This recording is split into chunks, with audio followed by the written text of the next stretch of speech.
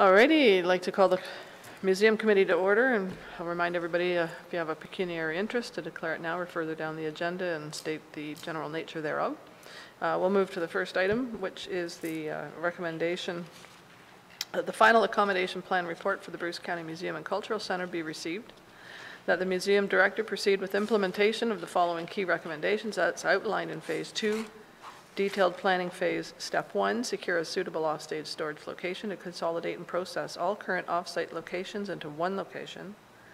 And Step 2, create an RFP for the feasibility study in order to access a new build scenario for an archive, library, theater adjacent to the existing Bruce County Museum and Cultural Center. Kathy. Okay, so I believe our CAO would like to say a few words before I speak.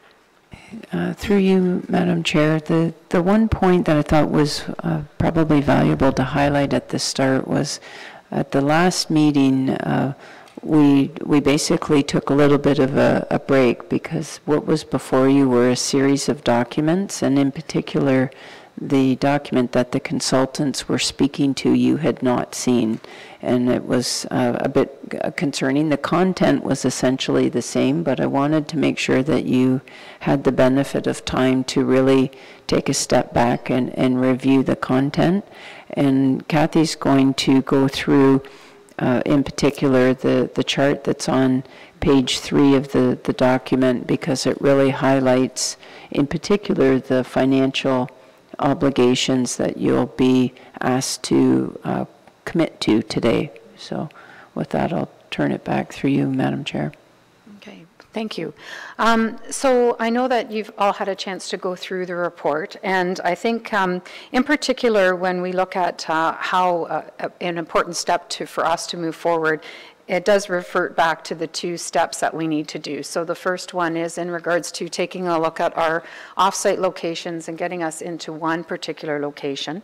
And then the second step is to create this feasibility study, because before we can proceed forward with a new build and actually firm up numbers and things like that, especially in terms of even concept size and things like that for the particular new build, it is important that we do our due diligence from that perspective. So the report from the accommodation review that was put together through MPP was at a very high level. So the numbers are again at a high level.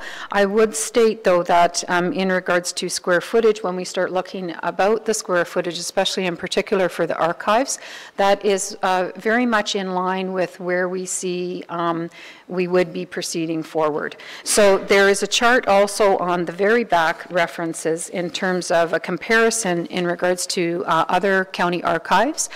So if you'll note on the back, the Bruce County Archive is the smallest per square footage. We're really kind of, when we look at referencing who we would align ourselves with a little bit more in terms of number of research requests, number of researchers, things of that nature, we're more in line with Grey County, but the other thing to note is that Grey County, similar to our site right now, does not have any of the things that we would like to have, which is a digitization room, workspace, things of that nature. So the similarities that you see on the chart on the last page, when we're really looking at bringing ourselves closer to, Grey County size or Wellington County size, which would give us some room to grow as well. In particular, the chart that was developed for the financial, it's important to note that that does not include any land acquisition. It doesn't include any landscaping, parking, things of that nature. So those would all need to be taken into consideration. But it is a good starting point for us. Also, the interesting to note as well is that you'll recall with the Krug reserves, the Krug reserve funding can only be used as we move forward in regards to something pertaining to the archives, and in particular in an archives build situation. It's also noteworthy that the reserve proper has a certain amount of funds in it, but we also are the residual beneficiary of funds every year that could be put towards potential operating costs for the new build as well. So I would be happy to answer any questions or further explain anything else in the document. Are there any questions from members? Mike? I guess my question, and it goes back to, in the recommendation, it talked about a library, a new library, and I'm just struggling with that idea that the county would build a library in one of the lower tiers when the lower tiers own all the other 16 branches, and I think it would be, I think it would raise a number of issues that would be hard to deal with around this table if we owned one library and built one in one community. And and maybe I'm misunderstanding it. That's why I'm saying, is it a Bruce County, is it envisioned that this would be a library for the Bruce County Library? It would be space for the library, so we would have a library space within our structure. One of the interesting things to note as well is I've just come back from 2 days with meeting with MPPs in Queen's Park in regards to museum strategy. The OMA has put out a strategy for 2025, which was 18 months of consultation from museums, from the sector, in order to move us forward. And you're all aware of the provincial government and the move that they're doing towards an Ontario culture strategy for the province, and the report for that will be coming out in June. We had addressed 3 pillars at Queen's Park yesterday. One was in regards to a renewed funding model. So you're all familiar with CMOG. So that was one of the asks that we went to Queen's Park with. The other is developing more of a province-wide coordinated approach to collecting, and also collecting that reflects the diversity of the people of the province of Ontario. We all tend to have a lot of 19th century collections within our collections holdings, but we need to take a change and look at how we now bring about the diversity, the changing face of Ontarians. But the third thing that's really interesting is the pillar of kind of moving towards developing shared spaces. So the shared spaces and a shared delivery model within the framework of a community hub. So when we look at shared spaces, this is the type of model that could be present where we would have a library inside a museum structure. So it doesn't mean that the county still owns the museum building. The library could potentially even still lease space from the museum, or in that particular fashion. I guess where I was going to go with it also, like Saugeen Shores has in their long-term capital plan $1 million to do upgrades to a library. Correct. In the not too distant future, 2 or 3 years. 3 years, I believe, is 2018. I think it's in the capital plan. So I think I certainly think there's opportunities to share space here, and we're kind of forming a committee right now to do specifically with the town hall. But I know that library, because it's so close there, is going to be part of that committee and some of the recommendations. And I think it's kind of timely. But again, I guess my concern was, and I think it's great to share the space, but and I'd like to hear from the rest of the committee members, but if you were going to build a library in Southampton, it's going to be part of the Bruce County Library System. If I'm sitting around this table, I think, well, why wouldn't I build one in Paisley too? So that's just, that's the concern that I have if we start to go down there, and I don't want to see it in any way, distract from what we need at the museum. I hope you understand what I'm trying to say. Absolutely. Yeah. Are there any questions? Dave? Well, I could see opportunities like this happening in maybe in a different way. The library space could be in the museum, but the cost of the capital for that library space could be brought forward from Saugeen Shores, for example. Not just a lease agreement, but actually pay for the space, the capital cost of that space. And then there would be ongoing operation costs as well as for Saugeen Shores, for that space, like hydro and heat and so forth. But Thank you. Milt? Yeah. Just on the theater aspect of it, the present theater is not large enough to accommodate, or? The use, by moving the theater out, so there's two issues or two kind of challenges with the theater space right now. So the theater space as it sits right now is perfect for doing lectures and things of that nature. We are running into issues now with capacity, right? So even with our most recent series of adventure talks, you know, we had 130 people show up. We can't accommodate 130 people in that theater space due to fire regulation and everything else. When we talk about some smaller theater production, and we're not looking at doing a big theater in terms of you know, big Broadway productions or anything else like that. But we do want to be able to accommodate 1 to 2 to 3 people performances of that nature. It's still very constricted in terms of where the space, the available back of house space is. So you had seen when you had toured basically that back area behind the theater, we can't put anything there because that's fire regulation, so we're putting people in the hall. So their props and things like that are in the hall. The other thought in terms of bringing the theater within this new structure is that it could be a shared, again, a shared space model where library, who also does a lot of programming, could also use that space for any type of talks or lectures or things of that they would be doing, or authors' nights and similar type of programming. And then ultimately, if that was to be the case, then the current theater that we have in the museum structure proper now would be turned into much needed programming space for us in terms of delivering children's programming, a number of different programming activities that we do currently. Thank you. Are there any other questions? Anne? So is it on a regular basis that it doesn't meet capacity, or is it just for a few, you know, for a few events? I'm sorry, I'm not familiar with Saugeen Shores. Where does your local theater produce right now, or where do you have your local theater events?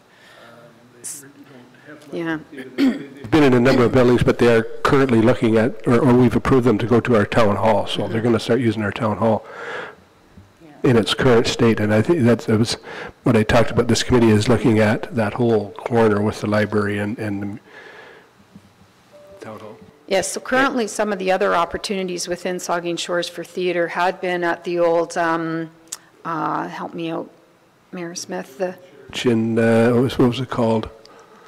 You put me on the spot now. It's the old it's now called something else.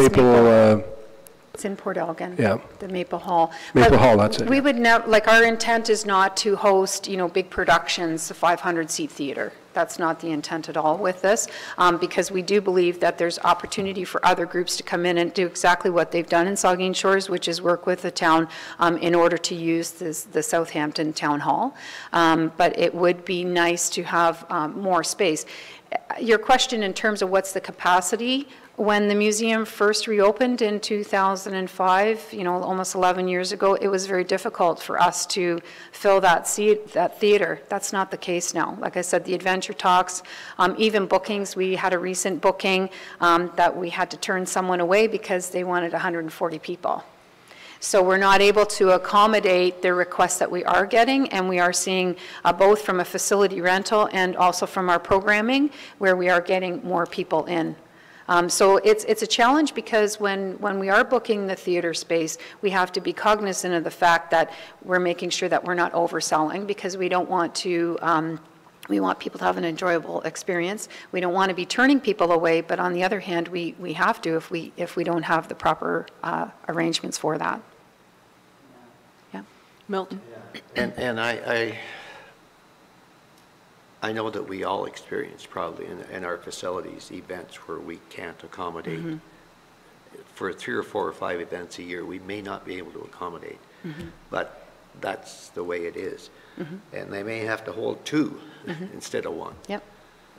So to accommodate these people, but I think just to build something for these few events, and I'm really struggling with that.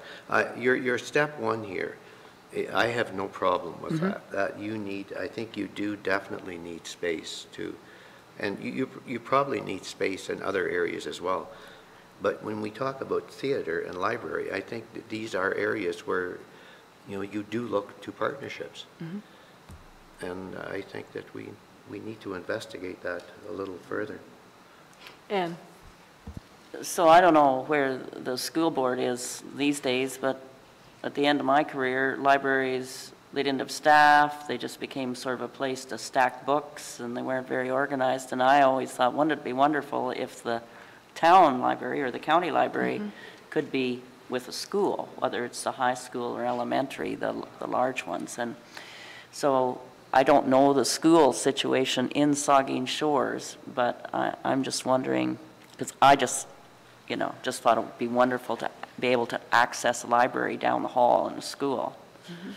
And I don't know whether we should consult with the school board, or I mean, that might be too long a wait. I don't know whether you've already consulted to see if that's with the school you have nearby. Do they have any plans for Southampton or Port Elgin schools that might be a possibility, do you know? Well, J.C. Houston, in what it was, that report, the Watson. report was scheduled to close.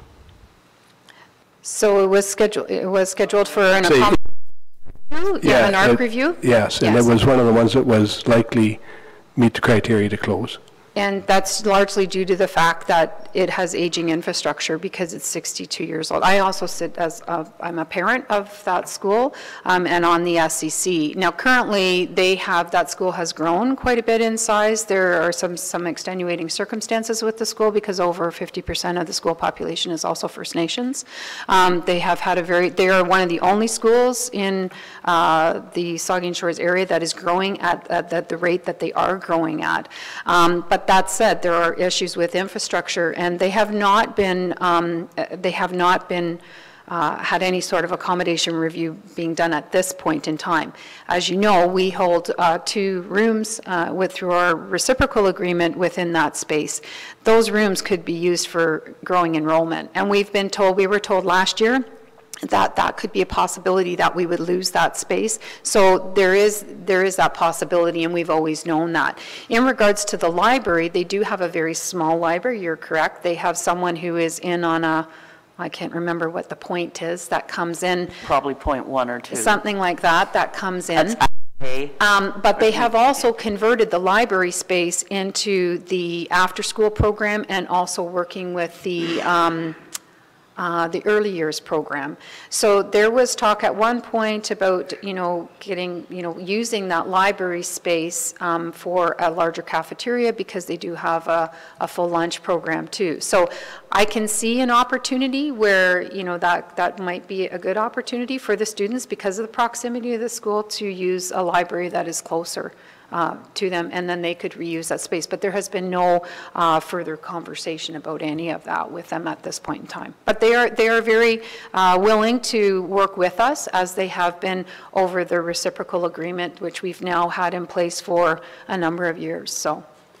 So the board is willing to work with you, or the school principal? Well, the agreement goes through the board. It goes through the school, and then, so the first step is always with our neighbor and working with the principal and the staff there, and then the next step is always up to the board level. So you don't know whether an ARC is scheduled? At this point, we have not been, it has not been said that they are on the list, but there's no timing in place for an ARC. Everything has been focused more towards Grey County at this point. I just thought if they were thinking a growing school, you would think they would be thinking a new build, but doesn't always follow. But that would be a wonderful opportunity to partner. And there has been some conversation that the board would probably be, if the school was not to close, that there would be more of an appetite to do a new build than to continue putting money into an aging infrastructure. But that's just comments from a variety of individuals. You're welcome. Kelly. Through you, Madam Chair, not wishing to speak on behalf of the Library Board, but I will give an update on some of the decisions that the Library Board has made in recent past, and that is that on the surface of a partnership with a school appears to be a win-win, and the reality is it is not, because of, in particular, the restrictions of accessibility that are driven by having any member of the public come into the school. They are very restrictive for societal good reasons, but that has happened. And a little over a year ago, the library board severed a relationship that was within a school for that reason. So I don't know what the position of the library board would be to go back into another relationship. Are there any other questions? Paul? First of all, I want to state that I support the museum, always have and always will. But some of these recommendations actually scare me. It was only approximately 10 short years ago that we built that structure, and I guess I still question, is there a mortgage still owing on the present building? And all of a sudden, a 10-year-old building, and it's not suitable. Already, it's not suitable for certain things. And we took the tour, and yeah, it's crowded, and some of the rooms were maybe a bit small. But I think we should be extremely, extremely proud of the facility we have there. I hear it all the time about when visitors visit the museum and you happen to see them and say, we just came from the museum. Man, that's a beautiful, beautiful museum for a community the size of Bruce County. I think we're moving too quickly. I certainly don't have enough financial information to start spending more money on the museum, and perhaps I misunderstand the process here. Step 2 maybe is to just to go further with the feasibility study, but I guess I need to know a projected cost for that, and where is that funds? The 216 budget, is the money in the 216 budget? So securing a suitable off-site location, what does that do? What does that improve, Kathy? And what annual cost? Like if we leased something, I think there's some pretty good buildings within 10 kilometers of the museum that we could take a 5 to 10 year lease on. But and I know that, so that moves the product out of the public school. I get that. But does it put any more product on display in the present facility? So if we're just moving product around to pay for storage, I'm having trouble with that.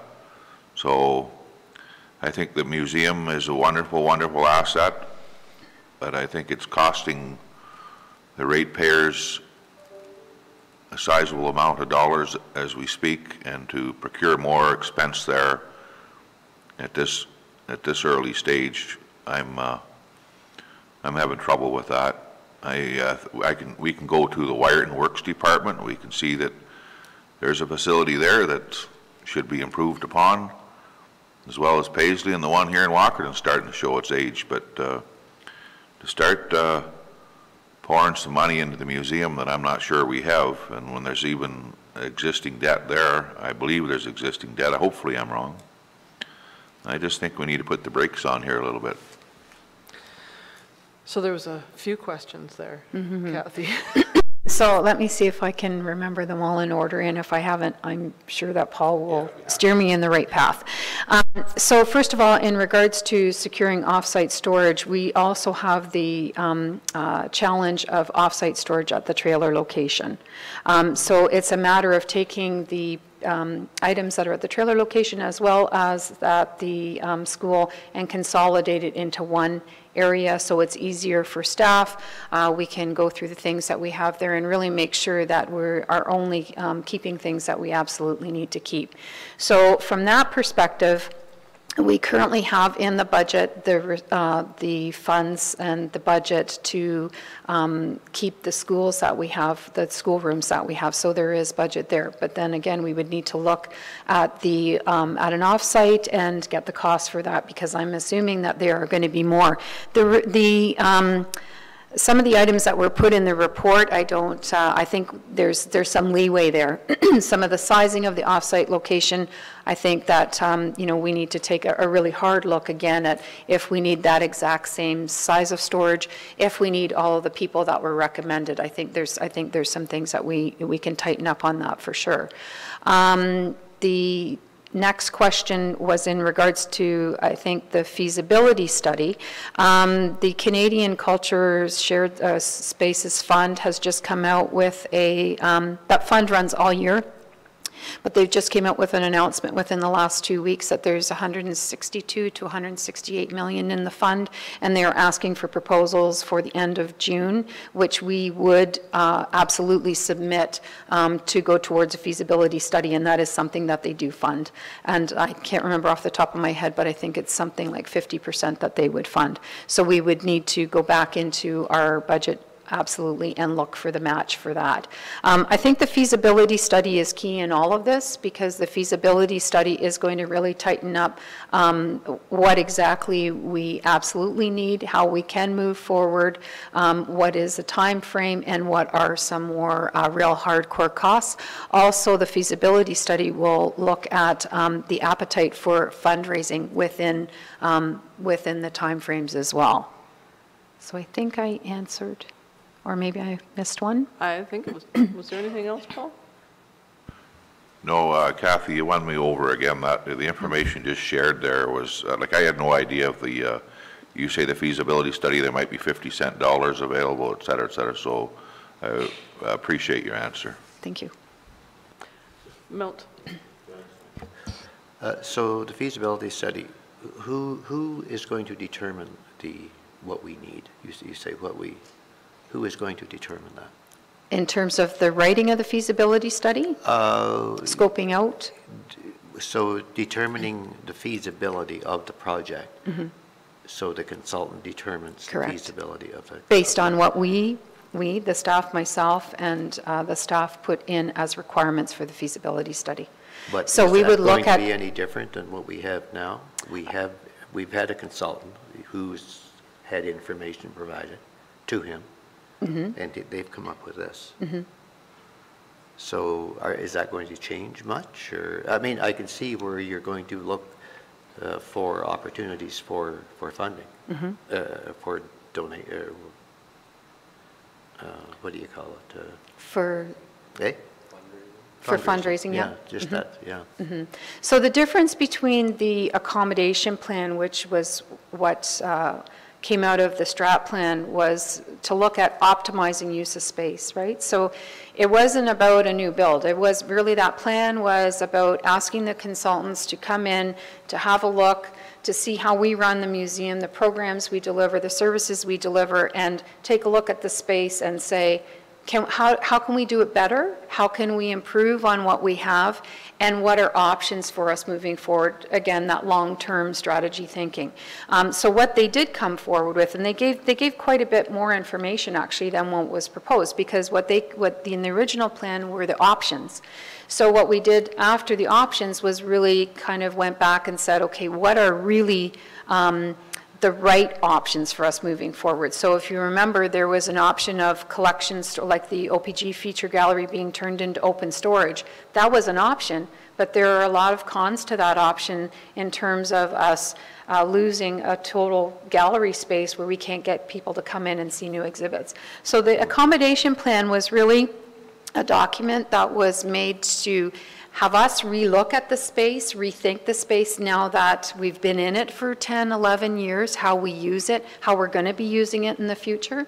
The feasibility study now is to really go back and hone in on what's possible. Because if you look at some of the sketches that were in there in terms of the theater space or the archives or whatever, those are all just very, I would say, broad. It is also, the feasibility study is also to look at land use. Is it possible to work in agreement with the ministry? Or, you know, is it possible to go to the other end and look at other property that's adjacent? So the feasibility study is to drill it down, if you will, another level, to come back with, I would say, a much more realistic picture in terms of numbers, with architecture fees and all that kind of stuff, because this is all pretty, it's a good base, but it's still broad. So did they go beyond what the consultants, did they go beyond where we thought they were going to go? A little bit. Because they came up with all this new build, more or less. When you No, say they didn't, we were in that trying- aspect, they didn't go beyond, because when that we was were- part We of. were trying to look at the existing space to see if we were, how we were using that space, and if we could use it better, like if there were better ways to work within that space. Correct.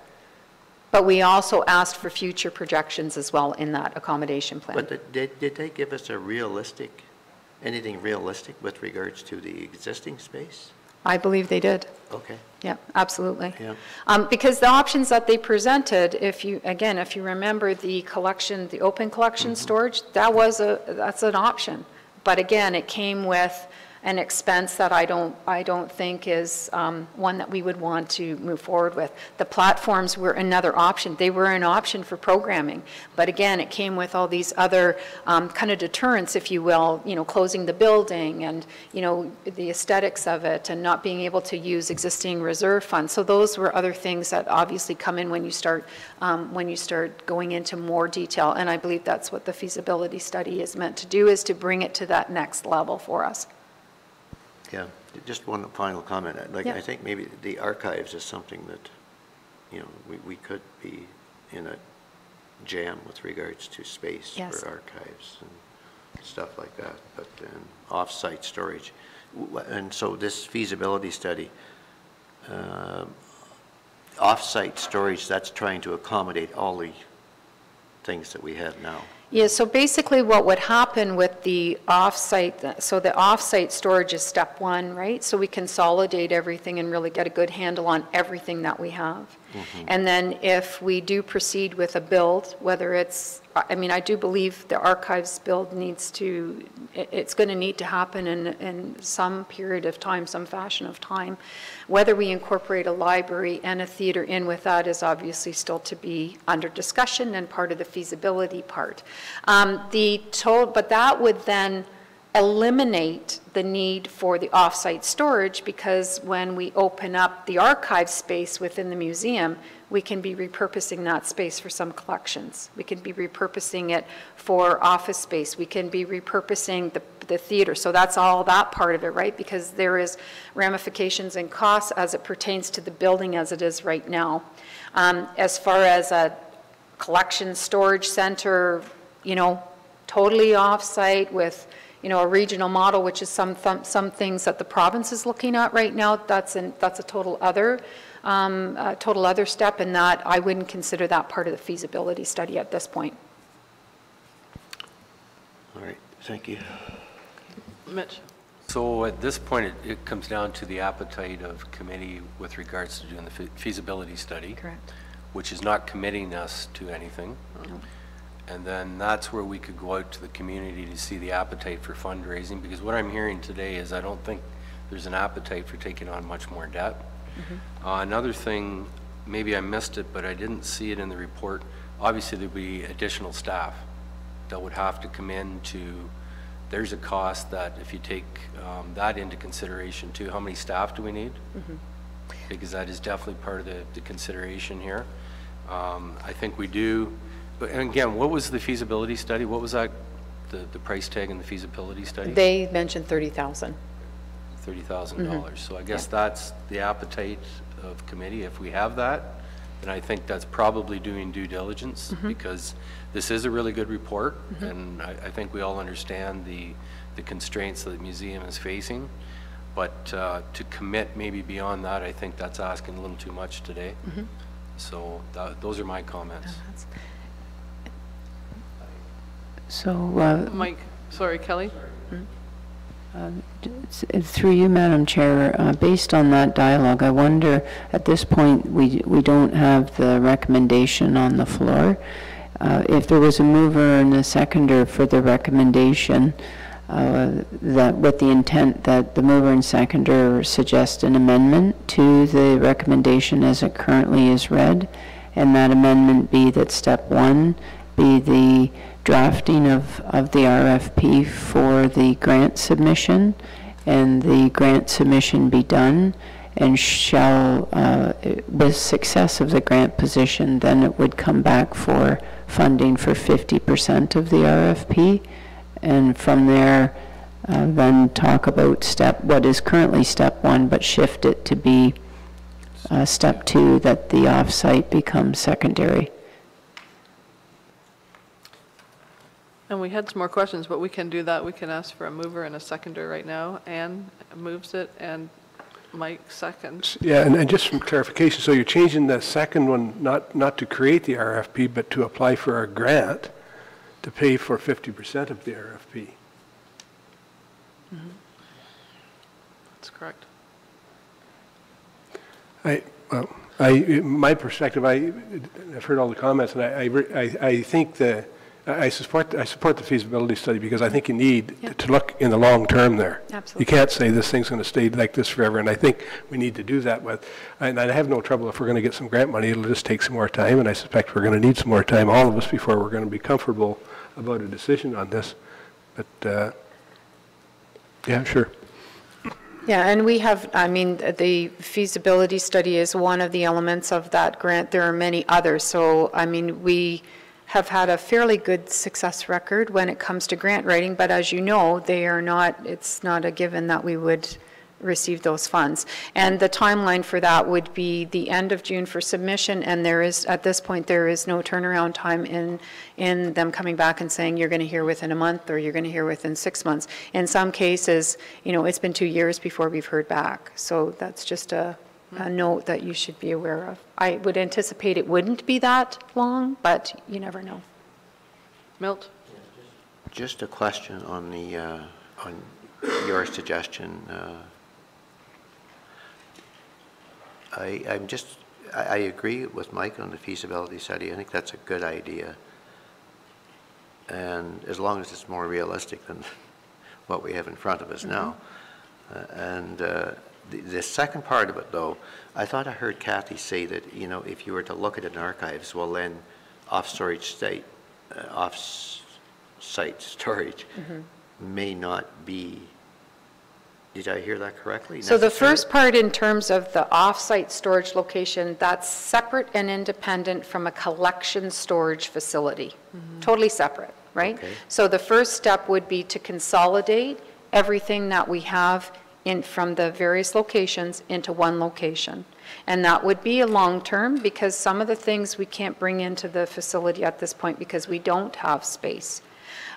So ultimately, with a new build, whether it was, intentionally archives or what else was in it, it would free up then space inside the museum to eliminate that temporary, we should maybe reference it more as a temporary off-site storage, that we would then eliminate the use of that, and then it would just be the museum and the new build beside. The concept of the collection storage facility is a long-term project. So it's separate than an intermediate off-site storage, temporary storage. So that still would be part of your recommendation, then, Kelly? Right? Through you, Madam Chair, yes. Oh, okay. Yeah. The other piece, after the tour had occurred, Kathy and I had a discussion about elevating the general housekeeping in terms of how we have things, because if we were to really be aggressive with, I don't mean the term to be diminishing to anybody, but to be more disciplined in the housekeeping, we may actually free up a substantial amount of space by doing that. Paul? I think that was my question. So we've got trailer storage somewhere. Yes. Where is that, Kathy? It's up off It's in a trailer somewhere. Well, we hadn't disclosed information just because of vandalism Yeah, okay, purposes never mind. before, but Yeah. I'd be happy to share that with you. It is in Southampton. Yeah, and it's less than adequate storage, and it's certainly not climate controlled. It's very poor storage for any item worth saving. Correct. And so I'm saying the items, the donated items or whatever materials in those trailers, it's it's deteriorating every year in those trailers, in my opinion, because I've stored stuff in trailers myself and it didn't work out so well. But so the off-site storage, if we consolidate into a much better climate-controlled or heated storage, Correct. and I think Kelly just touched on it, is that freeing up the storage area that exists now in the museum, where those lofts and all the small artifacts, is that freeing up that area for more artifact display? And I guess this the second part of the storage, I think it's probably very hard to determine how many square feet would be reasonable to try to lease for one consolidated off-site storage, because I really believe in those trailers, we're storing items that you've touched on that will never go out on display because of their size and nature and the nature of our museum. So I really think we should be reaching out to neighboring communities and counties and see if we can rehome some of those articles instead of just putting them back into storage forever and a day. Mm-hmm. And we absolutely have done that over the last several years. We've been trying to go through that process. And as you'll recall as well, bringing forward the deaccessioning reports, we are continuing to do that. Your comment in regards to with the offsite storage, does that address any issues within the museum proper? No. With the exception of things like, I would say any of our traveling exhibitions, which are now housed over at the school, right? So, for example, there are 3 models that are part of the traveling exhibition that are stored in our workshop because we can't get those through the school door, right? So that's some of the things that it would free up internally, but it wouldn't free up a lot of space. What it will allow us to do is to really, again, consolidate everything that we have, make sure that we're keeping what we need to keep, and it will also give us a good basis forward to really determine what we need to house, what additional things we can get out in the collection in future exhibits, so that we aren't just housing it in the collections, or, to your point, what we could do in regards to outreach. So gifting to other facilities, which we're going through that process right now as well with the loans that we have. Pine River Cheese, for example, is one that we had an exhibition out there several years ago. So we're looking at whether or not we need to keep those artifacts, or if they're going to be on long-term loan, if it's better to gift them to a facility like Pine River or, for example, Chantry and things of that nature. So we are doing the due diligence when it comes to that perspective, especially now that both areas, archives and collections, have a full collecting plan. We are not just accepting anything that comes to us. We're very selective in terms of that process, and need to be for good reason. Mm-hmm.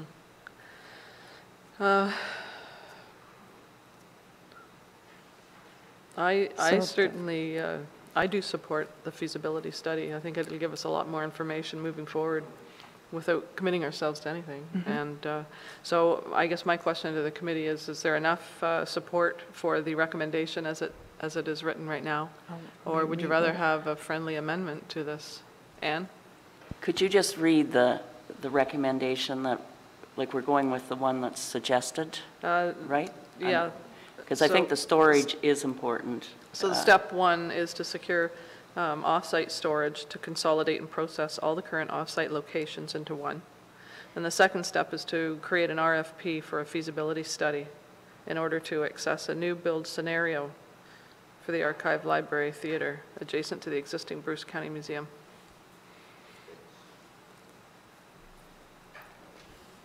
Milt, did you? Sorry, Kelly. Through you, Madam Chair, I believe the suggestion is to flip their order, and we may want to remove the reference to the library to the earlier comments. Okay. We can certainly do that.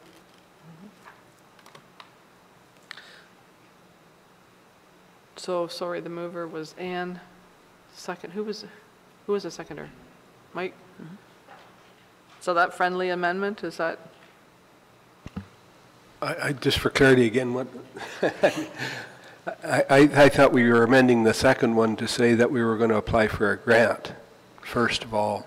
well, that was the question, yeah. Is there enough appetite to go with the feasibility study, or do you want to just go for the grant as an amendment? If you want my, I'd say go with, just do the feasibility study. I do that, Because we're going to mess around with a grant. If it's going to be 2 years yeah. or even 8 months, I think Well, we're. we would still apply Okay, well, you can still apply. regardless. Yeah, okay, yeah. Right? So, yeah, But- absolutely. Okay, so then it's not Unless, conditional. I should say, unless, I do have a call in to the funder to get her perspective, because there are actually 4 different things through this grant that we could apply for. So I want to get a sense from her where she thinks the biggest bang for the buck will be. But I would imagine that a feasibility study, because they have slated it as one of the key points, is one that is key.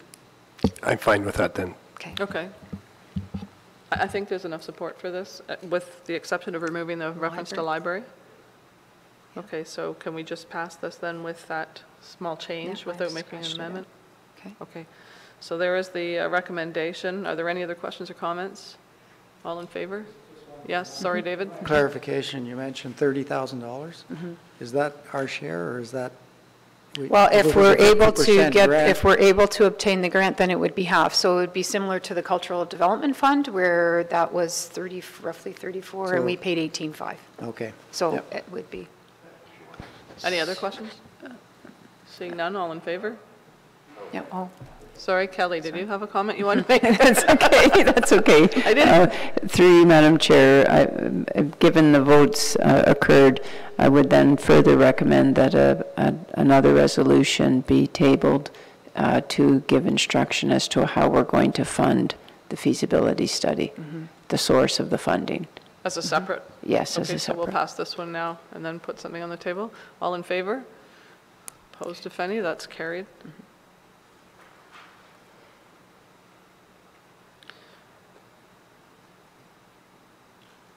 Does somebody want to write this recommendation, or do you want me to just? Or Darlene's written it, I think. Through you, Madam Chair, the recommendation would be that that the RFP for feasibility study for the Museum and Cultural Center be funded from A, a grant application, and B,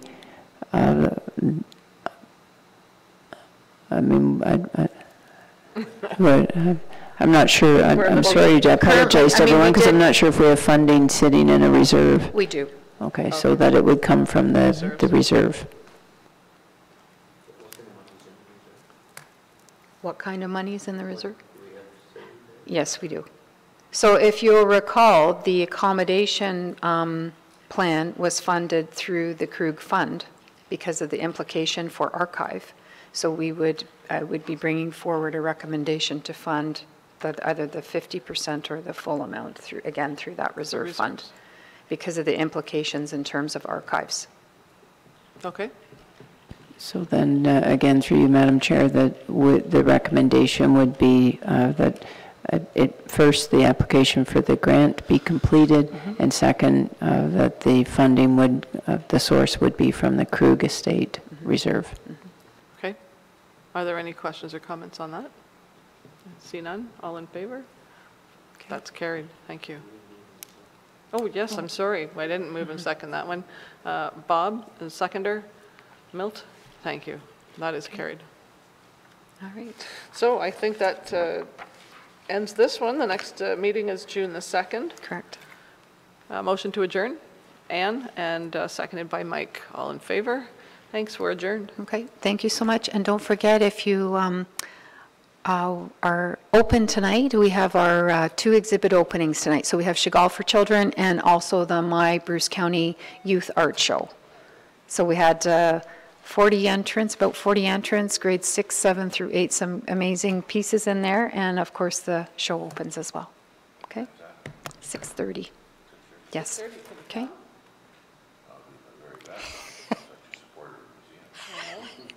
Thank you.